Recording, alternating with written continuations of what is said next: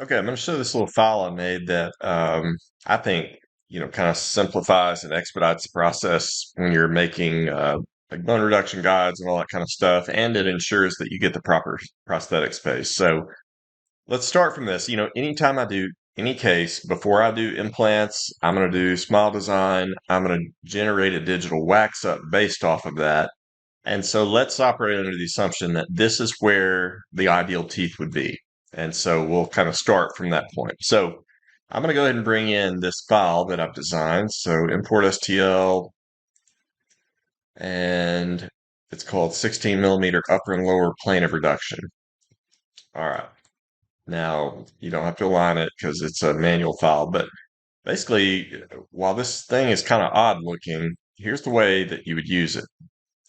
The idea is that it's exactly 16 millimeters from this plane to there.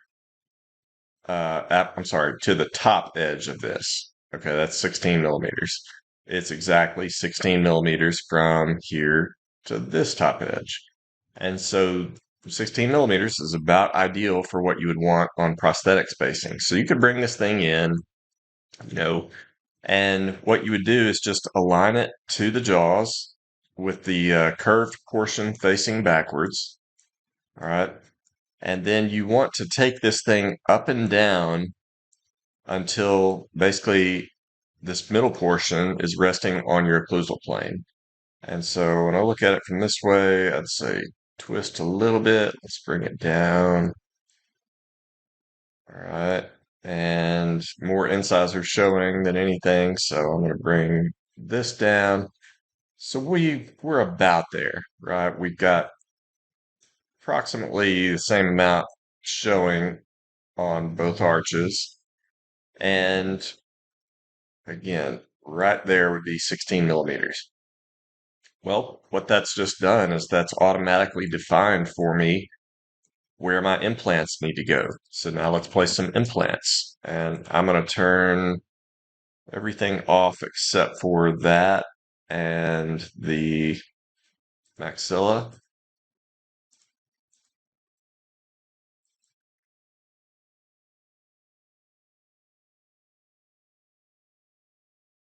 Okay.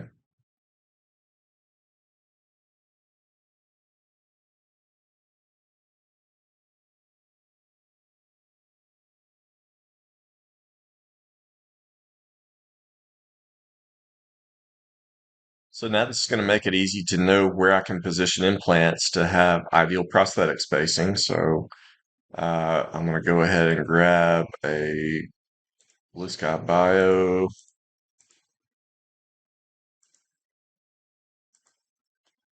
and maxilla will do a Forte, let's say 4.3 by 13.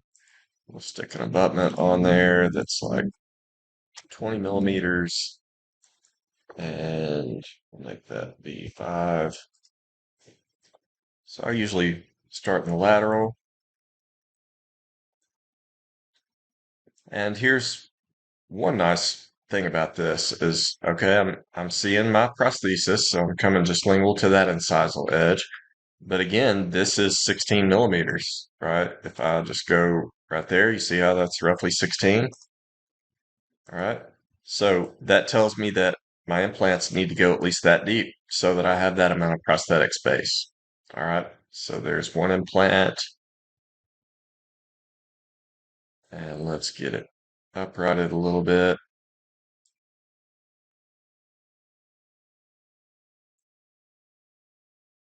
All right. And now we can just begin duplicating.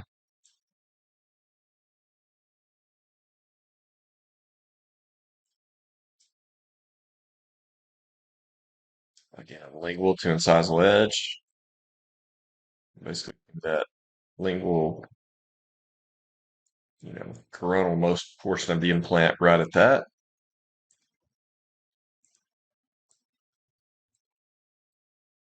All right, so those look nice and parallel.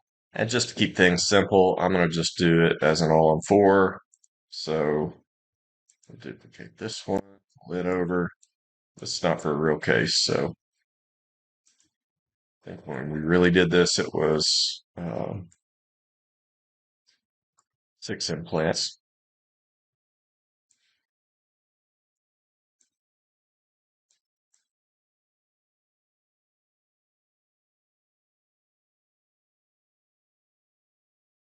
Right.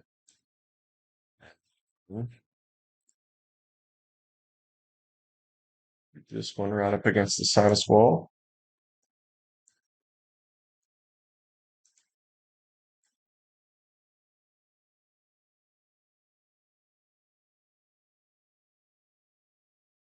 Again, this is going to ensure as I'm doing my planning that all my implants end up on the same plane. So right there.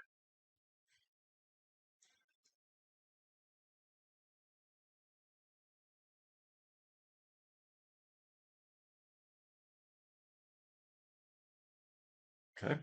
And now what I'll do is I'm just going to make each of those disto angled implants be a 30-degree multi, because right now they're just going straight out distal. So let's choose this one. We're going to put a 30-degree angle on it. And then we'll have to play with the timing of the implant to get it to upright through the occlusal table. So right there. And then we'll do the same here. 30. And then we'll change the timing.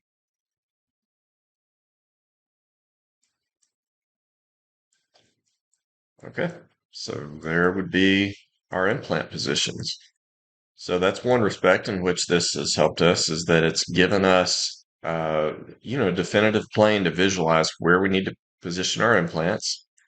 But here is where it can also make a big difference is I'm going to go ahead and export all of this. So one thing to note before I do that, do you see how this temp is, I mean, it's just made excessively long right now. And so it's going well above the bone. So keep that in mind. Okay, so I'm going to make one little tweak. I've already aligned this to the occlusal table, but I'm also going to go back now and make one final adjustment now that I have implants placed. So now that I know how distal I can move my implants, I'm going to scoot this forward so that basically where it begins to taper out, where that is just distal to my last implants. Okay. And that still kept my occlusion correct right there. Okay. So with that done, I'm going to go ahead and export all this stuff and I'll show you how. Um, Actually, I take that back. I need to do one other thing. I'm going to go ahead and make a guide on this maxilla. All right, because this is going to get repurposed into the reduction guide. And so first thing I'll do is just define a path of insertion.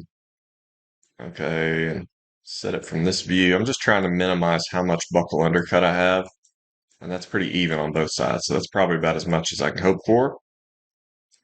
And now I'm going to draw the guide curve, but this is useful because I can turn this on, okay? Because I know anything, um, above basically right here is going to get reduced. So I need to make my guide go beyond that. So here in this, we're going to build this on the maxilla, and now we're going to draw a curve.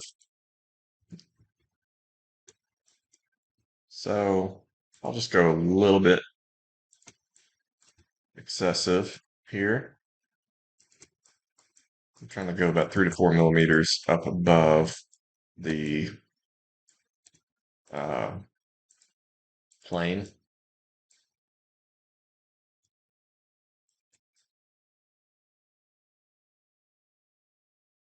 And don't worry about going too much because that's not near as much of a problem as not going enough.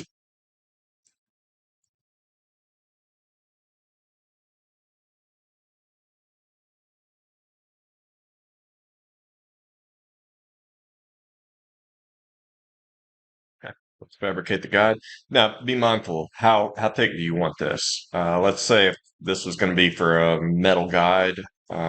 Usually I'll make the thickness of those guides be 3 millimeters, which is the default in Blue Sky. And so I'm just going to leave it at the default thickness, and we'll just tell it to create the surgical guide. And don't worry about tubes right now.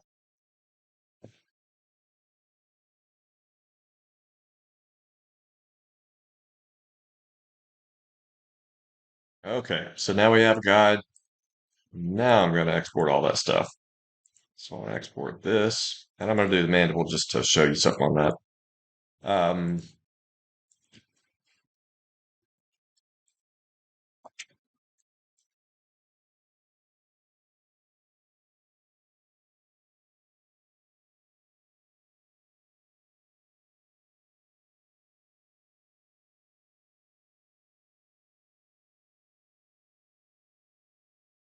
all right, so we got all this. I'm going to go ahead and separate shells since I exported them all together.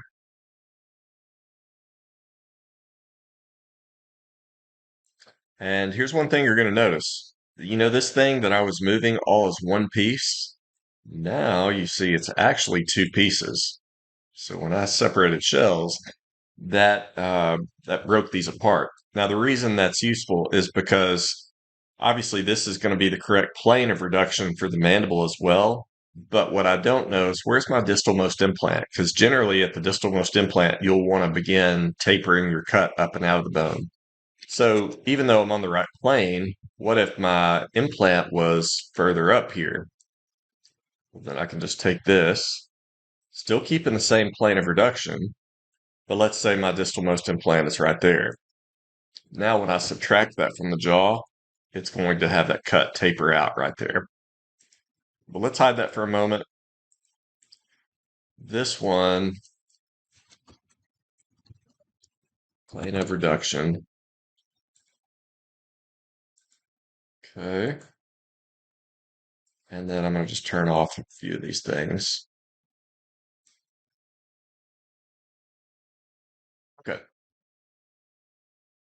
So since this is my maxilla, this is my plane of reduction, I'm gonna duplicate this just so I don't accidentally delete it. But now to create my reduced jaw, I'll just do this, Boolean difference, and there is my reduced maxilla.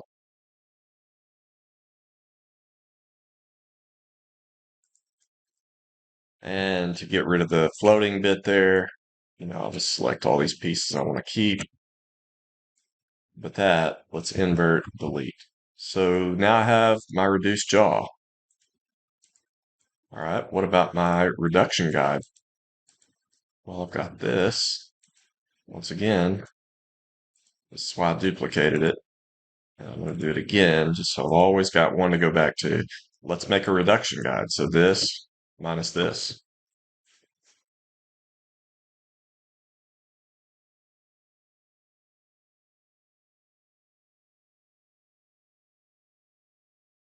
And now we still have the little floating bit. We'll delete that.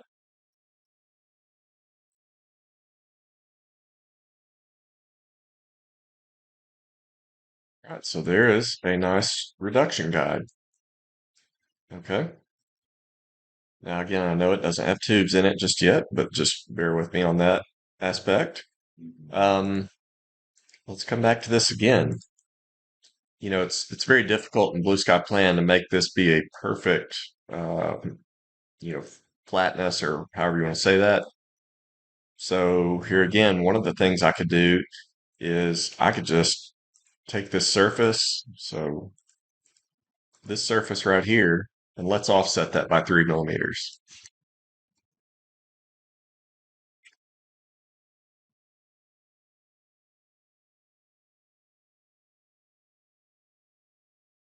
All right, separate that off. So now what we see right here is exactly a 3 millimeter thickness all over the place. So I'm going to just take this and extrude it just to give it some thickness. And now I'm going to subtract it from my reduction guide, Boolean difference. Okay.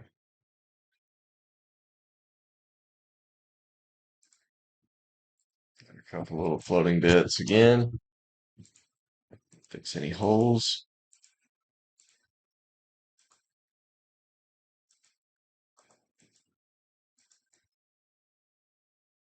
See, isn't that a nice looking reduction guide with perfectly uniform thicknesses throughout? Um, and then let's see, what else did we have in here? Oh, I know. Uh, Going back into our Blue Sky plan file, here was our hybrid, which again is not at the correct dimensions. So I'm going to go ahead and export that. All I want is this blue model.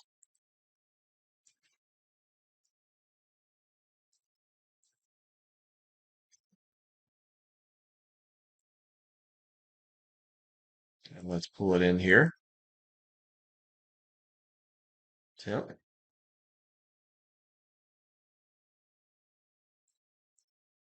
All right. Now going back to this. Now the way I've designed it, remember, the top plane of this is 16 millimeters from this occlusal table. If you've watched much of my stuff, you know that the way I like to design the temps, the way that we've had the best success with tissue volume and healing and everything, is to create our temp to sit exactly 3 millimeters off of the reduced jaw. Okay. And at the moment, if you look at this,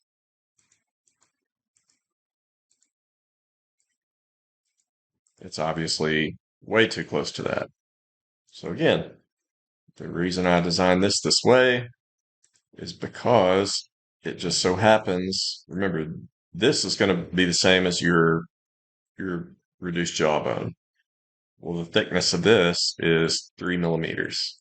So if I took the measuring tool, see that?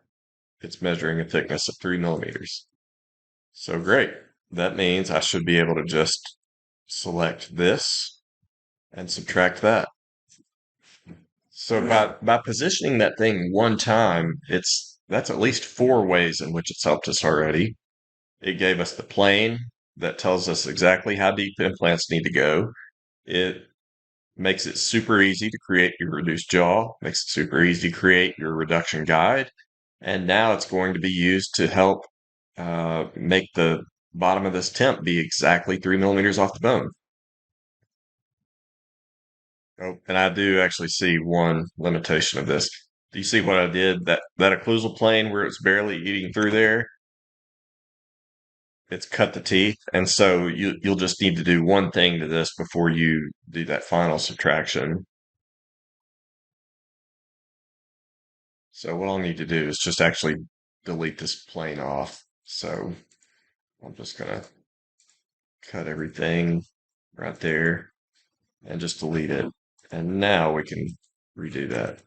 So Boolean difference, and that goes much faster, obviously.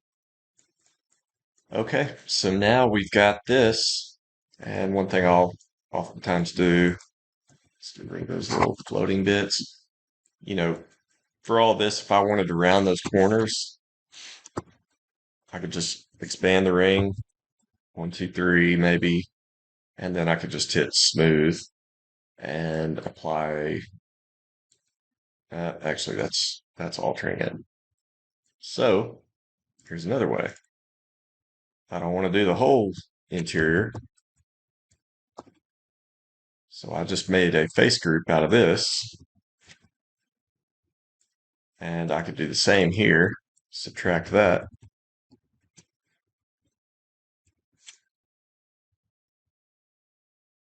And now instead of smoothing all of that, I'll just select both of these.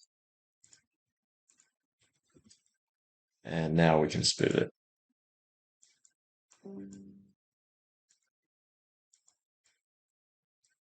And of course, you could always do that a little bit by hand after you print this or do whatever it is you're going to do to it. So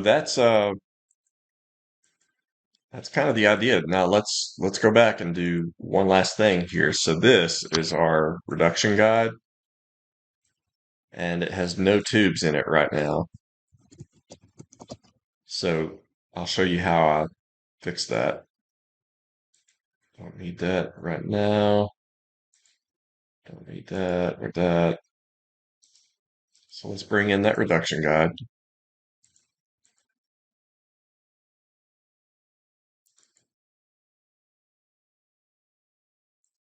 All right. So we don't have pins showing currently, but we'll go ahead and place a couple of these. So let's turn on their tubes. We'll just go one by one. Make this bright red so I can see where it is. So I like to make sure that that pin is coming just in below the plane of reduction. All right, that ought to work.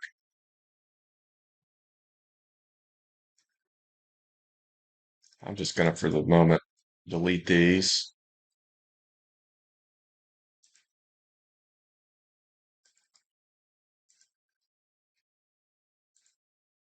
We'll just go with these 3 pins. So let's take a look at this one in cross sections.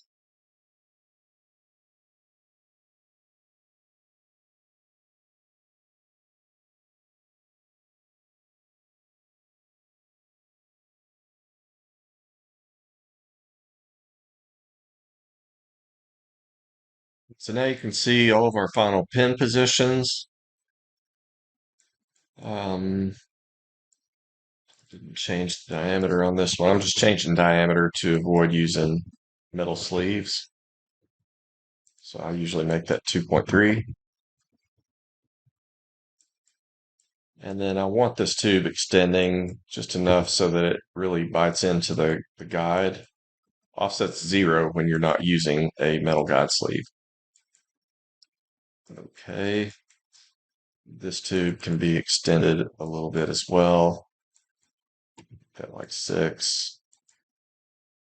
Okay, so when you have your pins positioned, I'm going to turn off all the tubes except for those pins.